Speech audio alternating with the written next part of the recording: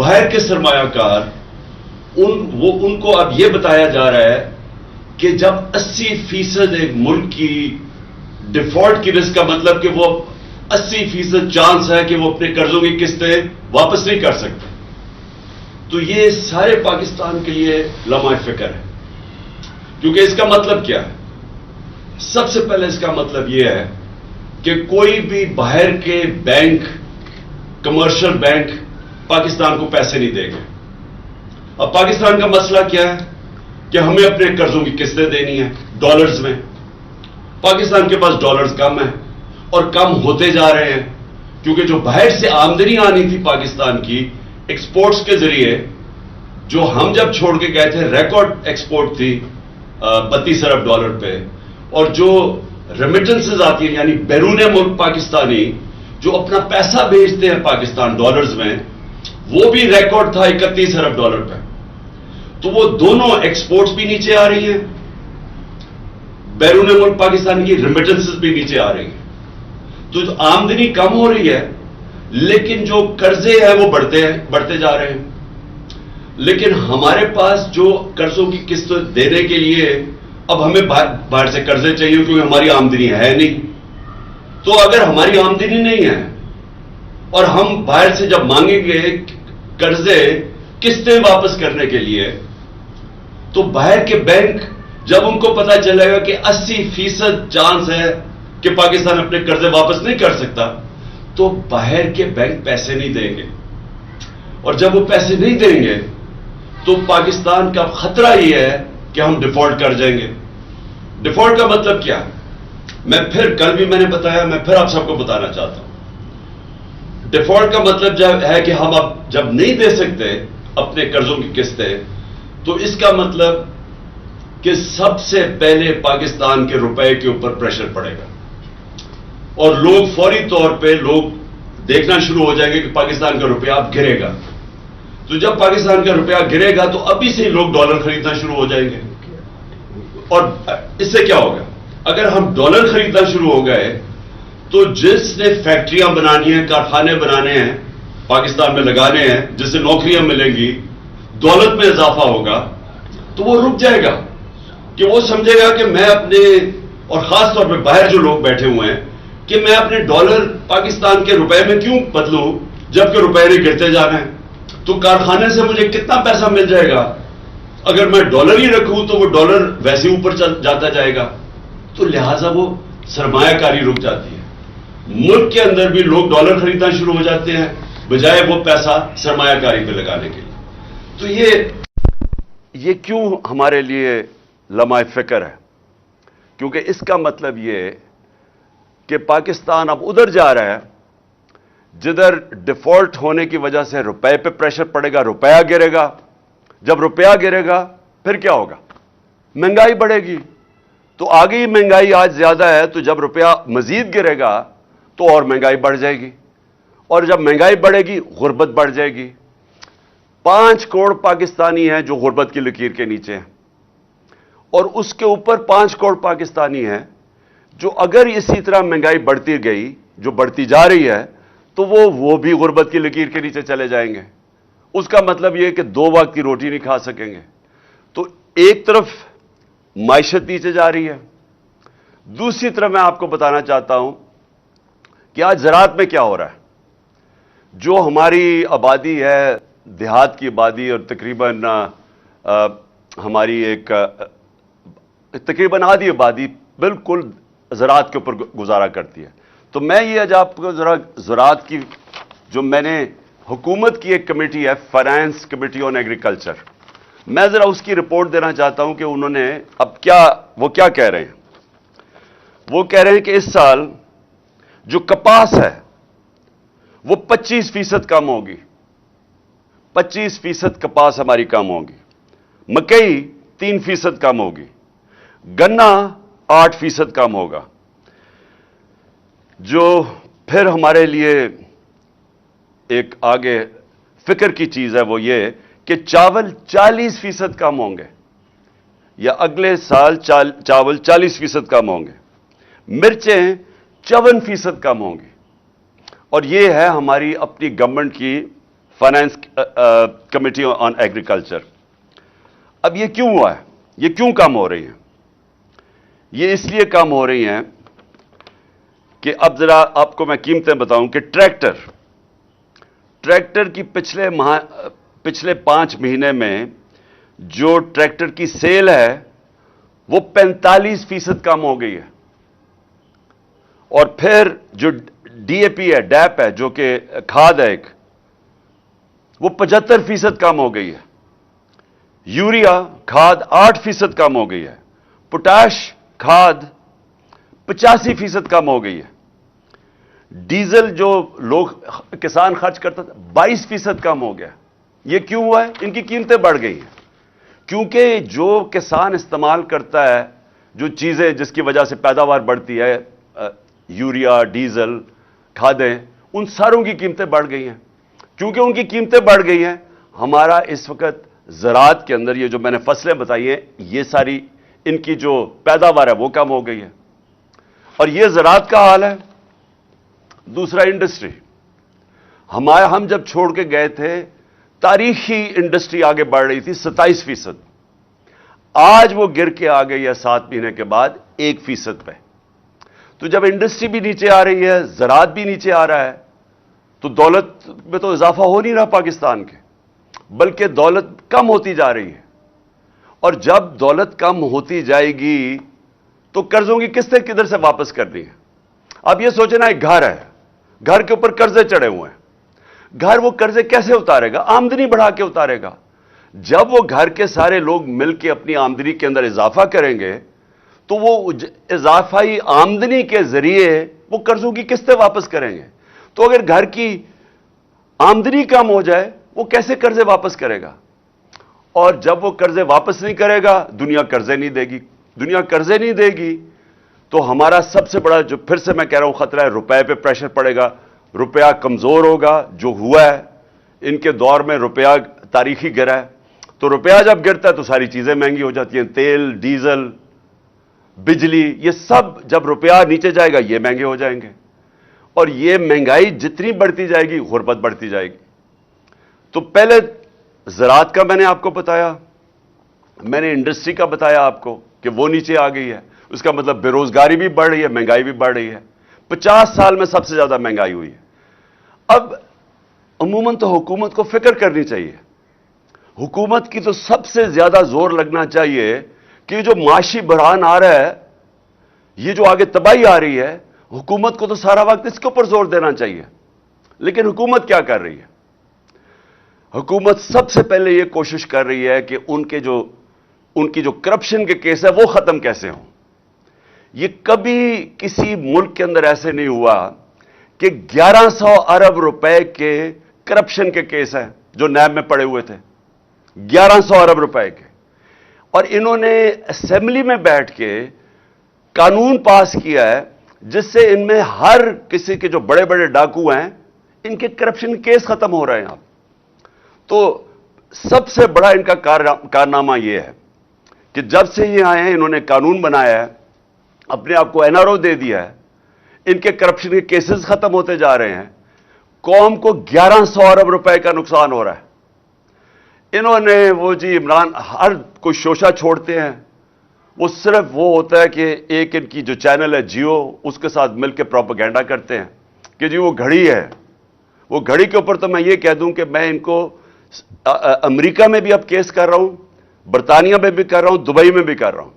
और मैं वो इसलिए कर रहा हूं कि वहां तेजी से केसेस होंगे। और इंशाल्लाह ये मैं इनको एक्सपोज करूंगा कि ये जो अब आजादी सहाफत के नाम पे ये जो मीडिया हाउसेस बने हुए हैं, इनकी ये एजेंडों पे काम करते हैं।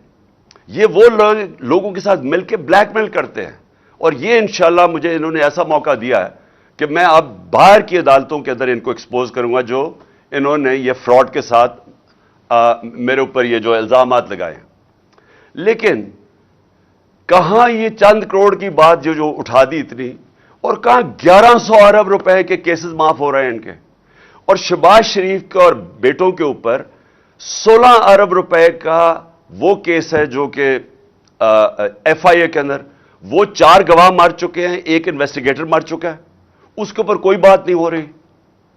اس کے کیس وہ آرام سے اپنے اوپر ایف آئی اے کا اپنا آدمی بٹھا کے وہ کیس ختم، نیب کا اپنا آدمی بٹھا کے 8 ارب روپے کے نیب کے کیس تھے، جو ٹی ٹی کیس تھے، جو جعلی نام پہ انہوں نے پیسہ منگوایا تھا پاکستان، وہ اپنا آدمی بیٹھ کے اب وہ کیس ختم ہوگا، زرداری کے کیس وہ ختم ہوں گے، اومنی گروپ جس نے 9 ارب روپے کی پلی بارگن کی تھی، مطلب یہ کہ انہوں نے اومنی گروپ جو زرداری کے ساتھ ہے انہوں نے کہا کہ ہاں ہم نے کرپشن کیا ہے اور 9 ارب روپے ہم واپس کرتے ہیں، لیکن انہوں نے جو نئے قانون بنائے ہیں اب یہ ہو سکتا ہے کہ وہ 9 ارب روپیہ گورنمنٹ کو واپس کرنا پڑے ان کو، کیونکہ انہوں نے قانون ہی ایسے بنا دیے ساروں کو اپنے آپ کو بچا لیا ہے۔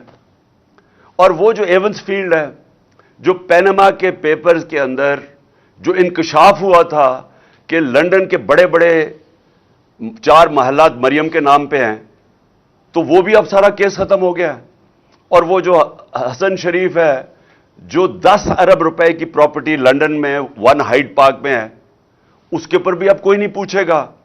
اور یہ ان کا اصل میں آنے کا مقصد تھا، اپنے کیس ختم کرنے کے لیے۔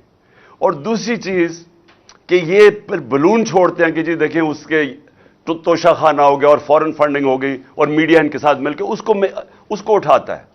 ان کا میڈیا کبھی یہ بات نہیں کرے گا، یہ جو میں کہہ رہا ہوں کہ اس ملک کی تاریخ کا سب سے بڑا ڈاکہ پڑ رہا ہے، 1100 ارب روپے کے اپنے کیس معاف کروا رہے ہیں، اور اسی لیے یہ آئے تھے۔ ملک کا دیوالیہ نکال دیا ہے، 5% تھی پاکستان کی ڈیفالٹ کی رسک، یعنی جب ہم تھے مارچ کے اندر یہ جو نو کانفیڈنس سے پہلے، تو پاکستان اپنے قرضوں پہ کتنا ڈیفالٹ کرتا ہے، وہ 5% تھی، آج 80% ہے ان کے آنے سے 80%۔ اب جب چانس آ گئی تو میں نے آپ کو بتا دیا ہے کہ یہ دنیا کے اندر پیغام چلا گیا ہے کہ پاکستان کا اب دیوالیہ نکلنے لگا ہے۔ میں نے ایک سمیع ابراہیم کے ساتھ پروگرام کیا تھا 6 مہینے پہلے، میں نے پیشن گوئی کی تھی، میں نے سمیع ابراہیم کے پروگرام میں پیشن گوئی کی تھی کہ ان سے معیشت نہیں سنبھالی جائے گی، یہ معیشت نیچے جائے گی، ہم اپنے قرضوں کی قسطیں نہیں ادا کر سکیں گے، کیونکہ یہ پہلے ہی دیوالیہ نکالا ہوا پاکستان 2018 میں پہلے یہ چھوڑ کے گئے تھے۔ جب یہ 99 میں گیا تھا نواز شریف، تب پھر دیوالیہ نکلا ہوا تھا پاکستان کا، تو انہوں نے تو کبھی بھی ٹھیک نہیں کیا، انہوں نے تو تباہ کر کے گئے ہیں، تو اب انہوں نے آگے کیسے ٹھیک کرنا تھا؟ تو میں نے تب یہ کہا تھا کہ ملک ادھر پہنچ جائے گا جدھر ہم ڈیفالٹ کی طرف نکل جائیں گے۔ اور اس کے بعد میں نے ایک اور چیز کہی تھی کہ جو نیشنل سیکیورٹی ہے، ملک کی سلامتی ہے، وہ داؤ پہ لگے گی، کیونکہ جو لوگ ہمیں نکالیں گے اس سے ڈیفالٹ سے، میں آج آپ کو کہہ رہا ہوں کیونکہ میں 3.5 سال اقتدار میں رہ چکا ہوں، اور میں ان کو ویسے بھی جانتا ہوں، ان لوگوں کو جن کے پاس ہم جائیں گے ہاتھ پھیلا کے کہ جی اب ہماری مدد کریں، ہمیں نکالیں اس میں سے، میں آج آپ کو کہہ رہا ہوں انہوں نے ایک چیز ڈیمانڈ کرنی ہے، اور جب وہ ڈیمانڈ کریں گے اس ملک کی نیشنل سیکیورٹی کے اوپر بہت بڑا کمپرومائز ہوگا۔ اس لیے میں نے 6 مہینے پہلے کہا تھا، اور جب میں نے یہ کہا انہوں نے کہا عمران خان کے اوپر غداری کے کیس بننا چاہیے، اور آج وہ ہم ادھر آ کے کھڑے ہو گئے۔ مجھے ایک اور خوف ہے، مجھے خوف یہ ہے کہ انہوں نے ملک سے بھاگ جانا ہے، کیسز اپنے معاف کروا کے معیشت سے سنبھالی نہیں جانی، انہوں نے ملک سے باہر بھاگ جانا ہے۔ اور اس لیے جو سارے کام کر رہے ہیں اپنے کیسز ختم کروانے کے لیے جو کر رہے ہیں، اپوزیشن کو دیوار سے لگا کے ہمارے اوپر کیسز، یہ جو قاطعانہ حملہ میرے اوپر کیا ہے ان کی ذمہ داری ہے، ان کی ساری کوشش یہ ہے کہ کسی نہ کسی طرح ہمیں اپوزیشن کو کسی طرح ختم کیا جائے، اپنے کیسز ختم کیے جائیں، اور یہ جو اب قانون بدل رہے ہیں، آرمی ایکٹ بدل رہے ہیں، صرف ان کا ایک مقصد ہے کہ کسی طرح ہم آرمی چیف بھی وہ لے آئیں جو ہمارے ایجنڈا پہ کھڑا ہو جائے، جو ہمیں تحفظ دے، جو ہمیں بچائے۔ تو ساری کوشش یہ ملک کے لیے نہیں ہے، یہ سارا مقصد یہ ہے کہ ہم کسی طرح جو ہم نے 30 سالوں میں جو چوری کی، اور خاص طور پہ پچھلے 10 سال میں، ہم کسی طرح اس کو بچا لیں۔ میں نے جب میں پرائم منسٹر بنا تھا، میں نے پہلے دن اپنی قوم سے جب خطاب کیا تھا، میں نے یہ ایک چیز کہی تھی کہ ان کے مفادات اور پاکستان کے مفادات دونوں تضاد میں ہیں. یہ اگر یہ رہ گئے، یہ پاکستان کو نقصان پہنچائیں گے، اور اگر پاکستان نے آگے بڑھنا ہے تو ان لوگوں کو قانون کے نیچے لانا پڑے گا، ان کو NRO نہیں دینا پڑے گا. 3.5 سال میں کہتا رہا کہ میں NRO نہیں دوں گا کیونکہ ملک سے غداری ہوگی. آج یہ ملک سے غداری آپ کے سامنے ہو رہی ہے، قوم کے سامنے. کوئی ان کو فکر نہیں ہے کہ ملک کسان تباہ ہو گیا، انڈسٹری بند ہو گئی، بے روزگاری بڑھ گئی، 50 سال میں سب سے زیادہ مہنگائی ہوگی. یہ ان کا کنسرن نہیں ہے. ان کا صرف یہ مقصد تھا کہ پہلے یہ ان کے کیسز ختم ہوں، اس کے بعد اپوزیشن کو کسی طرح ختم کیا جائے، اور پھر ان کا کبھی مقصد آرمی چیف کو اپنا آرمی چیف لانے کا یہ نہیں ہے کہ وہ آرمی کے ادارے کو مضبوط کرے گا، وہ پروفیشنل ہوگا. میں آرمی کے ان کے اوپر جو بھی کنٹینڈرز ہیں ان کے اوپر بات نہیں کر رہا، میں ان کی نیت کے اوپر بات کر رہا ہوں. میں ان کو 40 سال سے جانتا ہوں.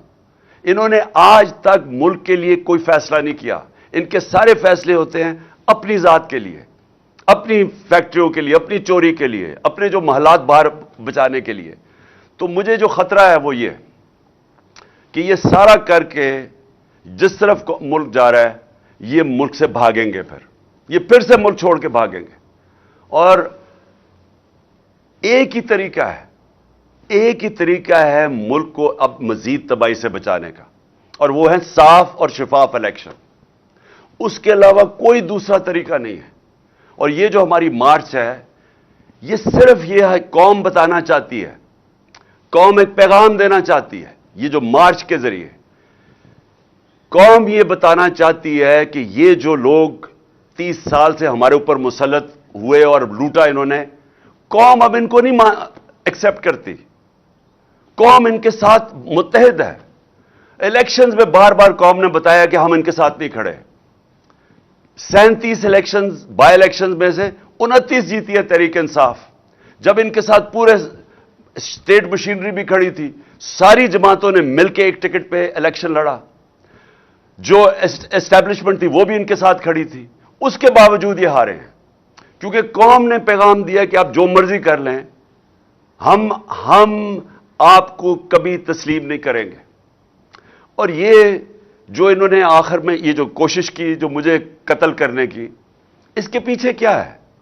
یہ سمجھ بیٹھے ہیں کہ اب ان کو جو مرضی کر لو، آپ کیسز، ڈسکوالیفیکیشن، دہشت گردی کا کیس، یہ جو مرضی کر لیں. ان کو پتا ہے کہ یہ اب تحریک انصاف کو نہیں روک سکتے. لہذا کوشش یہ ہے کہ کسی طرح عمران خان کو راستے سے ہٹایا جائے. اور یہ جو واردات کی گئی تھی، یہ ان 3 لوگوں نے کی تھی. یہ 3 لوگ اس کے اندر شامل تھے، اور میں نے تینوں کے نام دے چکا ہوں، جس میں شہباز شریف، یہ جو ہے رانا ثناء اللہ، دونوں ماڈل ٹاؤن کے اندر دونوں نے دن دہاڑے لوگوں کو قتل کروایا تھا. ابھی تک کیس پڑا ہوا ہے. اور اگر کاش کہ اس کیس کا اگر فیصلہ ہو جاتا تو یہ ان کی جرت نہ ہوتی آگے یہ کرنے کی. اور مجھے یہ بھی شک ہے کہ وہ جو 4 گواہ رمضان شوگر مل میں، یہ جو FIA کے کیس میں، 16 ارب کے کیس میں، جو وہ گئے اور جو ڈاکٹر رضوان گیا، اس کے اوپر بھی تفتیش ہونی چاہیے کہ کیسے ان کی آتے ساتھ ہی یہ سارا ان کا کیس ہی ختم ہو گیا، کیونکہ سارے گواہی ختم ہو گئے اور وہ انویسٹیگیٹر بھی مر گیا. تو ان کی ہسٹری ہے. انہوں نے یہ جو میرے اوپر واردات کی، یہ ہسٹری ہے. اور یہ جو فیصل تھا، یہ بالکل ان کے ساتھ ملا ہوا تھا. اور میں انشاءاللہ یہ چیف جسٹس سے ڈیمانڈ کرتا ہوں کہ جب بھی آپ انویسٹیگیٹ کریں گے، کیونکہ انویسٹیگیشن تو اب صرف چیف جسٹس کے نیچے ہو سکتی ہے، یہ ثابت ہوگا کہ یہ تینوں نے مل کے یہ پلان کیا تھا میرے اوپر. اور صرف اس لیے کہ کسی طرح یہ عمران خان راستے میں کھڑا ہے، NRO یہ نہیں دیتا، یہ ہماری کرپشن کے اوپر پیچھے نہیں ہٹے گا، تو اس لیے اس کو راستے سے ہٹایا جائے. تو قوم کو آج میں یہ کہنا چاہتا ہوں کہ یہ ہے فیصلہ کل مرحلہ اس قوم کا. یہ جو ہماری مارچ ہے، یہ جو وقت ہے پاکستان میں، انگریزی میں اس کو ڈیفائننگ مومنٹ کہتے ہیں. ہماری تاریخ کے اندر یہ وہ وقت آ گیا کہ ہم اپنے ملک کا راستہ بدل سکتے ہیں. اگر قوم جب کھڑی ہو جاتی ہے، جب قوم فیصلہ کر لیتی ہے کہ ہم نا انصافی نہیں برداشت کریں گے، ہم ظلم نہیں برداشت کریں گے، وہ قوم اپنے آپ کو آزاد کر دیتی ہے. اور اللہ نے اس کو جہاد کہا ہوا ہے کہ ظلم اور نا انصافی کے اوپر اس کا حکم ہے ہمیں کہ آپ کھڑے ہوں اس کے خلاف. اس ظلم، ظالم اور ظلم، خوف کے بت کے سامنے نہ جھکو، کھڑا ہو اس کے سامنے، اور تب اللہ قوموں کو آزاد کرتا ہے. کبھی بھی وہ قوم جو نا انصافی کو برداشت کر لیتی ہے اور اس طرح کے چوروں کو اپنے اوپر برداشت کر سکتی ہے، کبھی اس قوم کو کوئی مستقبل نہیں ہوتا. وہ مقروض ہی رہتی ہے، وہ ہمیشہ غریب ہی رہتی ہے. وہ قوم، اس کا کبھی پرواز اوپر نہیں جاتی. اور ہمارا ملک تو بڑا ایک عظیم خواب کا نام تھا. ہمارا وہ خواب تھا جو ہم نے ایک مثالی اسلامی فلاحی ریاست بنانی تھی مدینہ کے طرز کے اوپر، اور ہم نے وہ اصولوں پہ کھڑا کرنا تھا جس کا سب سے بڑا اصول عدل اور انصاف تھا. اور ہم اسی اصول سے بہت دور چلے گئے ہیں، اور اسی وجہ سے آج ہمارا ملک ترقی نہیں کر سکا. تو اس لیے یہ جو مارچ ہے، حقیقی آزادی کی مارچ، یہ دراصل ہم اپنے آپ کو انصاف کے ذریعے آزاد کرنا چاہتے ہیں. یہ جو طاقتور ہے، جو قانون کے اوپر چلا جاتا ہے، وہ سمجھتا ہے کہ اس کے نیچے قانون ہی نہیں ہے. میں پاکستان کا ایکس پرائم منسٹر FIR نہیں درج کروا سکا کیونکہ وہ طاقتور ہیں. تو اگر ملک کا ایکس پرائم منسٹر، سب سے بڑی پارٹی کا سربراہ، قاتلانہ حملہ اس کے اوپر ہوتا ہے، اگر وہ FIR نہیں درج کروا سکتا، تو اس ساری عوام سے میں پوچھتا ہوں، آپ کے ہاتھ میں کیا ہے؟ اس کا مطلب کہ جب عوام طاقتور کے سامنے آئے گی تو وہ تو کبھی جیت سکتی نہیں ہے، کیونکہ انصاف ہی نہیں ہے. تو یہ جو آپ نکل رہے ہیں، پہلے تو میں پھر سے آپ سب کو سلام کرتا ہوں، لیکن دوسری چیز میں یہ کہنا چاہتا ہوں کہ یہ جب جدوجہد کرتے آپ انصاف کے لیے، یہ پھر اس کی پیچھے نہیں ہم مڑ کے دیکھتے، ہم اپنی کشتیاں جلا کے جدوجہد کرتے ہیں. اور میں انشاءاللہ جو پلان کر رہا ہوں، اور میں سیٹرڈے کو اناؤنس کروں گا کہ کس دن میں نے پنڈی پہنچنا ہے، اور انشاءاللہ یہ میرا ایمان ہے، کیونکہ میری قوم جاگی ہوئی ہے آج. یہ میرا ایمان ہے کہ پاکستان کی تاریخ میں سب سے بڑا عوام کا سمندر انشاءاللہ پنڈی پہنچے گا. اور انشاءاللہ وہ عوام جب نکلاتی ہے، جب عوام میں شعور آ جاتا ہے، تو پھر اس عوام کو کوئی کسی قسم کا ظالم اس کے بعد اس کے اوپر ظلم نہیں کر سکتا، جب وہ عوام اپنے حقوق کے اوپر کھڑی ہو جاتی ہے. تو میں اب سب سے انشاءاللہ آج امید لگاتا ہوں کہ آپ سب نے انشاءاللہ پنڈی پہنچنا ہے، جب میں آپ کو دن دوں گا، جس دن میں وہاں پہنچوں گا. پاکستان پائندہ باد.